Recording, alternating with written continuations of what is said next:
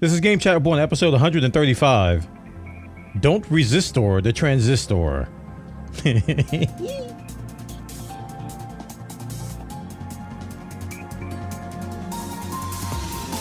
found Game Chat with Bwana. Welcome to the show. Now here's your host, Bwana McCall, with all the gaming news of this week. By the way, that's me.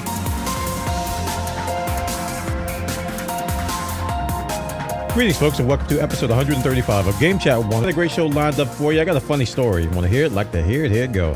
I was recording Tech Talk, one of my other podcasts, on Sunday, and I got the dates mixed up. So I was looking for stories for Game Chat with Bwana, and I was actually supposed to record Tech Talk with Bwana, and I had all the stories ready, and I was about to hit record, and it hit me. I was like, wait, today is Sunday, and it was Sunday at the time. And I usually record Game Chat with Bwana on Wednesdays and Tech Talk with Bwana on Sundays. So I basically had to shelve all that stuff I researched and then I had to go and research and find the Tech Talk with Bwana story stuff.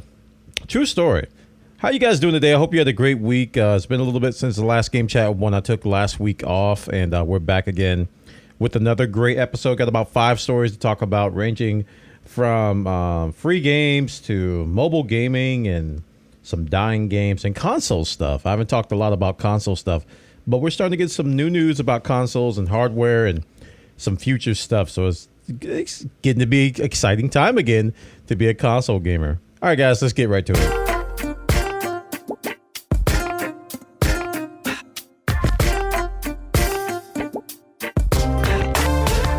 And for our next story, we're going to talk about the free game department. Free game, that's right. From the makers of Bastion, Supergiant Games is offering Transistor. I believe this was their second game that they offered. It's an isometric RPG type turn-based game. I believe it's turn-based because ashamedly, and I'm ashamed to say this, and in a shameful way, shame bells, that I have not finished, nor have I played Transistor for an extended amount of time. But it is free right now on the Epic Game Store up until May 2nd. Now, if you haven't heard of Supergiant Games, or you haven't heard of a game called Bastion, let me tell you something. It was one of the best storytelling games, both sound, voice, and music-wise, immersion-wise, graphics-wise, that I've ever played. The only complaint I have is that the controls were a little iffy sometimes. But man, that game shocked me so hard. I was like, I can't believe this game is real. And to this day, I still listen to the soundtrack. I still yearn to play the game. And from what I've been told by the people who get mad at me when I tell them that I haven't played Transistor, they're like, hey, Bwana, you probably need to go play Transistor now. You know, Transistor's over there. Especially when I get to my gaming funks and I'm like, I don't know what I want to play.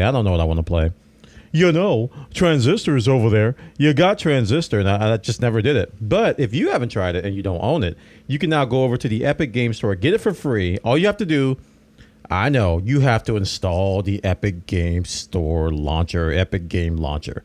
Wow. Oh, gosh. So, yeah, if you don't want to do that, if you don't want to deal with Epic, and I know a lot of you don't, and you listen to this podcast, you're like, Bwana, I'm not touching anything Epic for the rest of my life, then you don't have to. But those of you who don't care about that kind of stuff can get a free game over on Epic Games Store right now up until May 2nd, so you got a little bit of time. Check it out, guys. Rock, Paper, Shotgun has a story. Transistor is free on Epic Games Store right now. And for our next story, we're going to talk about mobile gaming. Mobile gaming, something that has been one of the most misunderstood markets in the general gaming community that I can think of. A lot of times with mobile gaming, people tend to misunderstand the importance, or just to misunderstand the grandiose amount of money that gets spent in that industry. This next story kind of puts a pin in that particular statement. Global mobile gaming revenue to hit $14.6 billion in Q1 of 2019. That's in one quarter. Global app revenue soared 16.9%, that's almost 17%, year over year to hit 19.5 billion last quarter. Sensor Tower reports that mobile games revenue hit 14.6 billion in Q1 of 2019, growing 12.3% year over year, accounting for the 76% of total app revenue. This comes by way of PocketGamer.biz, and Apple ruled the show. 59% of their revenue came from the App Store. at 8.6 billion, at 10.3% year-over-year increase. So 10% year-over-year increase in mobile games from Apple.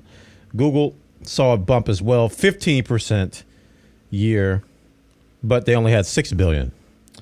These are billions of dollars in one industry, one little, I won't call it a niche, but an industry that's heavily dominated by Asia, according to the article. 8 of the top 10 mobile games in Q1 hailed from Asia, led by Tencent's Honor of Kings and PUBG Mobile, and managed to enter the chart despite rival Fortnite. And that's one thing I didn't see in this list, is that Fortnite's not in the top 10 list.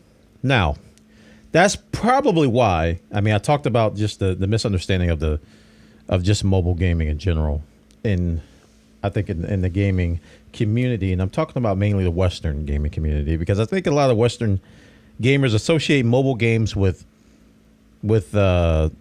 like Farmville and really, really cutesy graphics and stuff like that, and pay to win markets and stuff like that. And a lot of that stuff rings of truth, but at the same time, it's a huge market, and the companies that we know and love, they can't ignore it. And the big one that comes to mind is Blizzard with Diablo, the new Diablo that they announced that's mobile, and a lot of people took it as a joke from the meme with the guys like, is this an early April Fool's joke? But from a business perspective, it makes sense. The thing that got me, this is why I was upset, is that was their big announcement at their biggest conference, which is BlizzCon. This is a PC gaming centric company, right? That's branching out a little bit to consoles. Really didn't see that much on mobile except for Hearthstone, right? And, companion apps. And their biggest announcement at BlizzCon, their last thing, their climax was a mobile app. And that's why that's why I was a little bit perturbed. If they would have led with that, cool, yeah, you're going mobile. But that was their big thing. And a lot of other companies. You can see Activision. You can see EA. A lot of the beloved franchises like Command and Conquer and others are getting mobile versions. Taking that universe, taking that IP, and they're putting it on mobile with the whole mobile economy in mind. Well, people spend an absorbent amount of. It's ridiculous how much money is spent on mobile. The same is true for marketing. Like, as a content creator myself, I realize that there's a lot of missed opportunity on platforms like Twitch, because mobile games, they generally get shunned on Twitch. The audience, they usually they make fun of them. Like I said, it's that Western gaming audience. Of course, the Asian people don't care. That's their jam. They love that stuff. They embrace it. But the Western audience, they trash it. So there's a missed opportunity from content providers, because there's so much money that's not being spent in marketing on Twitch. A lot of the money is being spent on YouTube. Like, a lot of the YouTube content providers up there that do mobile stuff, they're raking in millions of views. They're making a lot of, they're making some good money there. They're probably getting really good deals with the companies. But man, Twitch, if you go to Twitch and you look up some of the biggest mobile titles, they don't match. They don't match what you would see with other games. And you would think they would. I think mobile games are easier to watch than most PC and console games. They're easier to kind of, easier to take in and understand the intent of the game and what's going on. Even if you don't know what the universe is about. It could be Dragon Ball Z, it could be some other anime, it could be Star Trek, it could be Star Wars.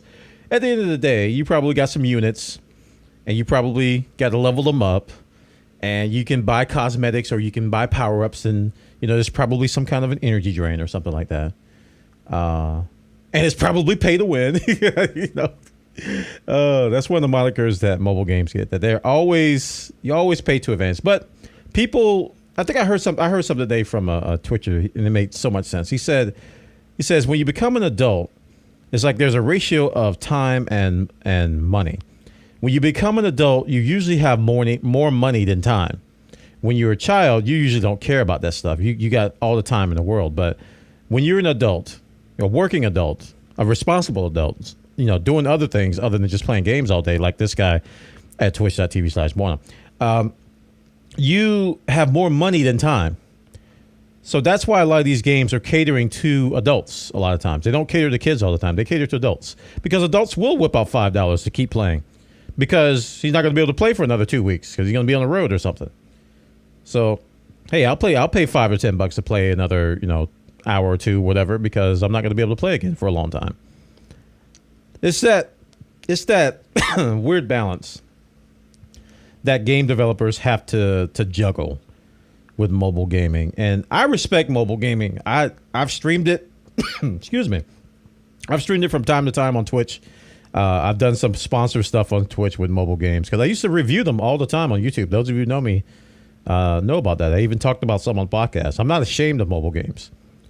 But I do see another missed opportunity on Twitch. Check it out, guys.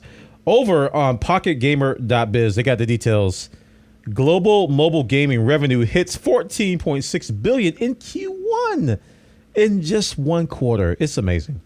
And right next door, we got some sad news from the folks over at Atlas Reactor. I would say Triumph, but Triumph, it is Triumph still. They were bought out by another company a while ago. And when that happened, I kind of knew this was coming. I was like, oh, great.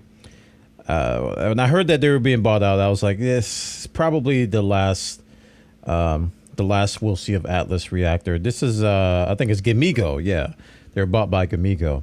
So they put out a letter over on atlasreactorgame.com. Says, it is with a heavy heart that we announce today that the Atlas Reactor servers will be shutting down. This is not a decision that we have taken lightly, but we have come to the conclusion that the game can no longer sustain itself. Mervyn Lee Kwai, Vice President Development at Gamigo and a former executive producer. Atlas Reactor was truly an innovative game built by a passionate group of highly skilled developers. I was lucky enough to watch our team breathe life to the world of Atlas on a daily basis. They broke the mold of samey games and a dedicated community rallied around the title. Despite the support of a great group of fans, Atlas Reactor never grew big enough to fund its continued development. It's a shame to see this chapter come to a close, but perhaps we'll have to change a chance to visit the innovative spirit of Atlas in the future. Let me tell you, if there's one game I want to rise from the ashes, is Atlas Reactor, because, man, that game was good. It molded turn-based gameplay and multiplayer and abilities, like ability-based, class-based gameplay, into something I've never seen before. And into an experience I've never experienced before. I streamed it for a good month, like almost straight on my channel. And I got a lot of the community members involved. And, from time to time, people still ask about it. Well, what happened to Atlas Reactor? That game was so good. And again, I will emphasize that I have not seen another game like it. And we probably never will. I don't know if anybody's going to take this formula again. But, man, I was hoping that some big personality on YouTube or some big streamer would take it up for more than a couple days. I only know of a couple of 1,000+ viewer Twitch streamers that played it for more than one day. But I really wish it would have took off, but it didn't. Sadly, it didn't. And it's going to be shutting down. So all purchasing has been shut off as of April 17th. And let's see. For all players who have logged into Atlas at least once between January 1st, 2018 and April 16th, 2019, we have a small parting gift for you. So that's cool that they're going to be trying to give the players something for supporting them for so long. Check it out, guys, over on atlasreactorgame.com. Sad news, Atlas Reactor is shutting down, according to Mervyn Lee Kwai, Vice President of Development. And for our next story, we're going to talk about some console news. The Xbox One S is getting a new piece of hardware. Introducing the newest member to the Xbox One family, the Xbox One S All Digital Edition. That's right. Microsoft has decided to create a variant of the Xbox One S without a disk drive, without an optical drive. It's going to be completely digital. I mean, if you've been playing video games, if you've been using consoles, you saw this coming. Microsoft has been kind of pushing towards that, that all digital for quite some time. A lot of the things that we take for granted, and a lot of the things that we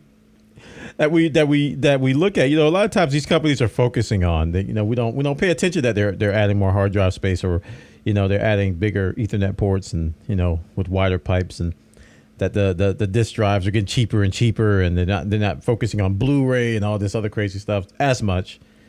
So the next gen, you best believe, the next gen is probably going to be light on the optical. Physical media, if anything, I think it's going to be limited. I think future games may even be provided on a USB stick of some sort of copy protection or something like that. I don't think physical media is going away completely. I think it's going to be very limited. I don't think they're going to stick with optical. And I think they might go with a sort of a onboard memories type thing, since that stuff, the price is coming way down. Nintendo had to bite the bullet because, a lot of their stuff was on that media. Then RAM prices shot through the roof, and they had to pay the price. No pun intended. But this is over on Xbox.com. It says, at Xbox, we're inspired by gamers. They're at the center of everything we do. We're constantly listening to your feedback and looking at new ways to provide the best value and choice in gaming. Today, we're excited to announce a new choice we're bringing to gamers. I like how they said choice. The Xbox One S All Digital Edition. Consumer appetite for digital content and experience are stronger today than ever before. Gaming and technology have changed quite a bit since the first Xbox debuted in 2001. Yes, it's been that long. Coming up on 20 years really fast. During this time, we've seen the digital transformation across gaming, music, TV, and movies. And closer to home, the success of Xbox Game Pass, which gives members access to over 100 great games, is just another example of how consumers today have grown to expect great digital content. Hey, it's some cross-promotion. You go, Microsoft. The Xbox One S All Digital Edition was created for those who prefer to find and play their games digitally and looking for the most affordable way to play Xbox games. It's going to come bundled with 3 games: Minecraft, Forza Horizon 3, and Sea of Thieves. Not a bad bundle. These new players can join us, can get a head start on their digital collections and discover their new favorite games through Xbox Game Pass. If you haven't tried Xbox Game Pass, blah, blah, blah, blah, blah. And they talk about that stuff. It's available for pre-order today for $250, which is $50 less than the Xbox One S, which is to be expected. And they're going to be sold everywhere, pretty much, beginning May 7th. Pretty interesting. Pretty interesting that they're going all digital with an option. I mean, I'm glad it's an option. Because if they announce that the next Xbox is going to be all digital, people are going to lose their mind. Because rightfully so, I think physical media has its place still. I mean, digital is all about convenience these days, if you ask me. But I think the smarter choice is physical, especially in the console market. I think it's smarter to go physical for a lot of reasons. But that's not what we're talking about. We're talking about the Xbox One S, man. All digital, $250 coming May 7th. Check it out, guys. Over on news.xbox.com. They got the details over there. And for our final story, we're going to talk about Sony and the PlayStation 5. The next generation PlayStation details have emerged from an exclusive article from Wired.com. And it's kind of hard to read. I like, when they talk about new hardware, I like just get to the point. Tell me what the hardware is and give me a summary. But it's like, this thing is very wordy. So let's just get that out of the way. But the next generation console is going to have a pretty, as you probably guessed, is going to have a much better CPU, much better GPU, and much better, specs overall. I'm going to try my best to find the meat and potatoes of the article, which talks about what to expect from Sony's next-gen PlayStation. So the console CPU and GPU become more powerful, able to deliver previously unattainable. Okay, that's marketing. And system memory increases in size and speed, and the game files grow to match, necessitating larger downloads or high-capacity physical media like this. Next generation console, PlayStation's next generation console ticks all those boxes, starting with the AMD chip at the heart of the device. So they're going with AMD. The CPU is based on the third generation of AMD's Ryzen lines and contains 8 cores. It's the new 7 nanometer Zen 2 microarchitecture. The GPU is going to be also, of course, AMD, a custom variant of Radeon's Navi family. It will support ray tracing and some other stuff. Now, one thing that was removed from this article, and I managed to quote it before they removed it, they said ray tracing is a staple of Hollywood's visual effects, and they had in parentheses a $10,000 CPU. And I was just like, oh, I mean, I have a 2080 that can do it. And 2080 Ti, I don't know. I don't know if they were just confused about just the whole thing. So they took that line out. The $10,000 CPU line got taken out. So Ray Tracing RTX is going to be in PlayStation 5. I don't know what to call it other than PlayStation 5. Lots of other stuff. The AMD chip also includes a custom unit for 3D audio. Bunch of words, man. PlayStation VR. He says, I asked him about PlayStation VR, the peripheral. System has sold more than 4 million units since 2016. I asked if there's going to be a next-gen PSVR, and he says, I won't go into details of our VR strategy today, beyond saying that VR is very important to us, and that the current PSVR headset is compatible with the new console. Also, I think it's stated somewhere in here that this thing will be backwards compatible with PlayStation 4, which is good. So new CPU, new GPU, the ability to deliver unprecedented visuals. It says that's all great, but there's something else that excites CERN even more, something that he calls a true game changer, something that more than anything else is the key to the next generation. It's a hard drive. Wow, we just talked about digital. The game gets last year's Red Dead Redemption 2 clocked in at a horse-choking 99 gigabytes for the PS4. The longer it takes to download just about anything, loading screens, yada, yada, yada. Solid-state drives have been available on budget laptops, and he points out, I have an SSD in my laptop, and when I want to change from Excel to Word, I can wait 15 seconds. What's built in the Sony next-gen's console is something a little bit more specialized. He says, so many words, man. What took 15 seconds now takes less than 0.8 seconds to be exact. So he's talking about the benefits of SSD, which if you're a gamer, serious gamer, PC gamer, you know about SSDs. I've been using SSDs for a few years now, and I can't go back. It's just a big deal. So load times are definitely going to be increased with SSD support. And of course, it's going to have great graphics. At the moment, Sony won't cop the exact details about the SSD, who makes it, whether it utilizes the new PCI Express 4.0 standard, but he claims that it has raw bandwidth higher than any SSD available for PCs. We'll see about that. Yes. As you notice, this is all hardware talk. Sony isn't ready to chat about the services or other features. So look for more details coming later. So it sounds like a powerhouse. It's good because consoles have to last a long time. Just like when I buy a new PC, I want it to last like 5 years. And current consoles barely reach that. You know, they start to degrade after like 2 or 3 years, and in terms of like the technology and lagging behind and visuals and frame rates and stuff. It doesn't take very long. Although it's getting better. You know, PlayStation 2 was a good example of how, you know, just visuals weren't all that demanding back then.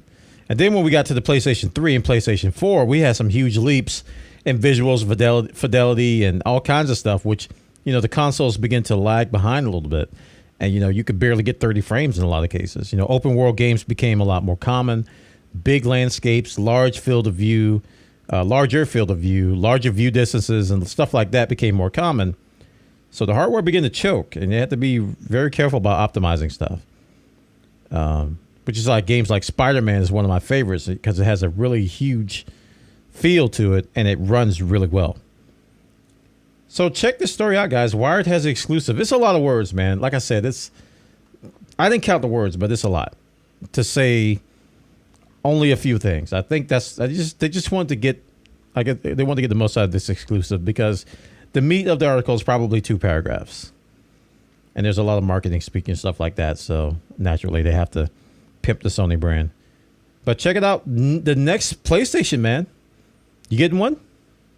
And that concludes episode 135 of Game Chat with Bwana. Thank you so much for coming by. Please check out this podcast and others at Bwana.tv/podcast, where I run this one, Tech Talk with Bwana, and a new podcast I just started called B Rants. It's on Anchor.fm, independent feed, but it's a mobile bite-sized podcast that I just record on my phone with little rants. You know how I like to rant about certain topics. So that podcast is dedicated to that. I've only got 1 episode so far talking about DLive and PewDiePie, so you can check that out over on Bwana.tv. youtube.com/podcast. Check me out on YouTube, youtube.com/Bwana, where I cross-post this and all my other podcasts, as well as the game news and reviews that I can dig up and review and talk about all the time in short form and in some cases long form format. Also, I stream almost every day except Wednesdays and Sundays where I produce this podcast over on twitch.tv/Bwana, where we hang out, play games, talk about stuff, and I give you some analysis. We have fun, we laugh, we giggle, and all that. So if you want to support any and all this stuff, please head over to patreon.com/Bwana and contribute as little as $1 a month. This is my full-time job, full-time living. And you guys make it happen, so thank you so much. Also, you can purchase some stuff. We've moved over, again, in merchandise, over to Design by Humans. I believe it's designbyhumans.com/shop/Bwana. You might want to check the show notes to get the real link. I believe that's it. Same stuff we had on Spreadshirt, pretty much.